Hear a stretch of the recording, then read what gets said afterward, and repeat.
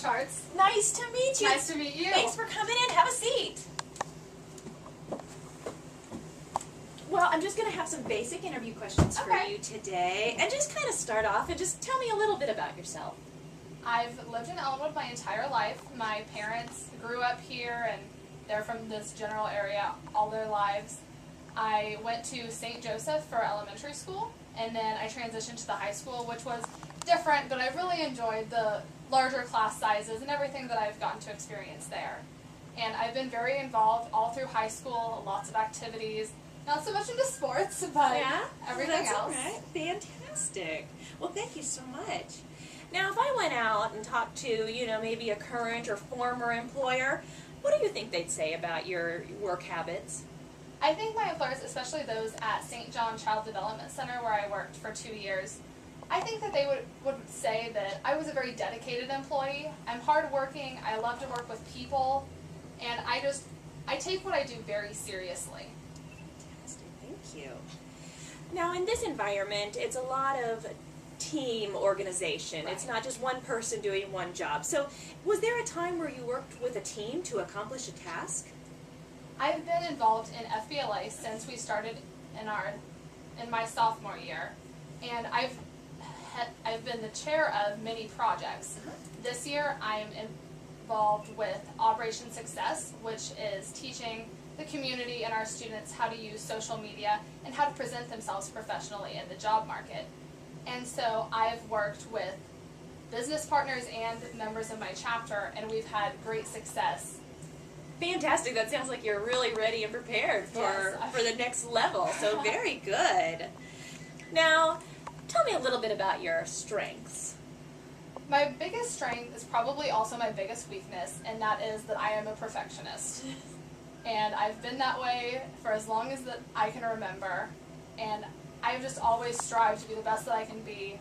And while it's been great in some aspects, it has also been my demise in many ways.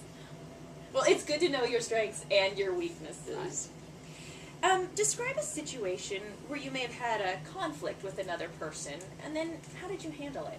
In many of my classes, we do group projects, and I've always been the one to take the lead and, want to take charge and be involved.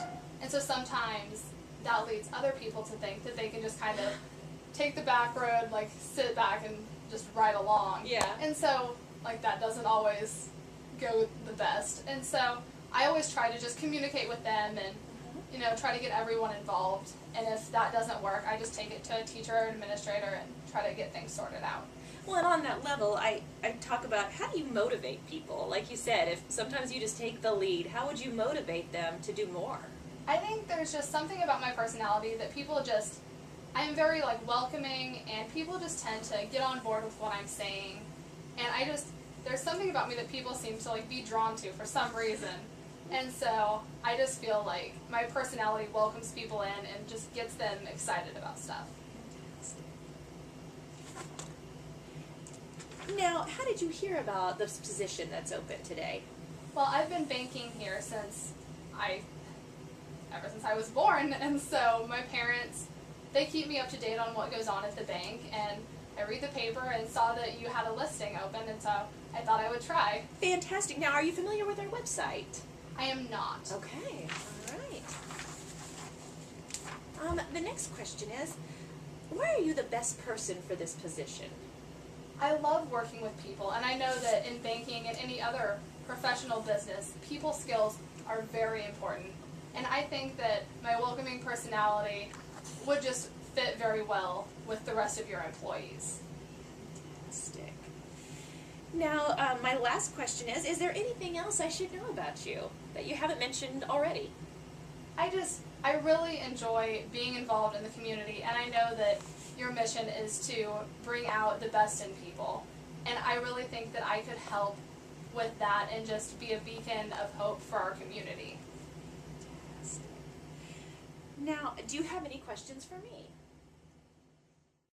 I was wondering, is there a certain dress code that I need to follow? There is, and it's business casual, and I'm really glad you asked that because we do follow our HR handbook, and we do have to do certain dress. For instance, we're not allowed to wear capris or anything that's short pants. And then also any skirts cannot have a split up the middle, and the skirt has to be 3 inches above the knee when you are sitting down. So those are some important basics that you might need to know. The good thing is we don't have to wear pantyhose. Most banks actually do, but we are business casual. So it's good to know the difference between the professional dress and the business casual.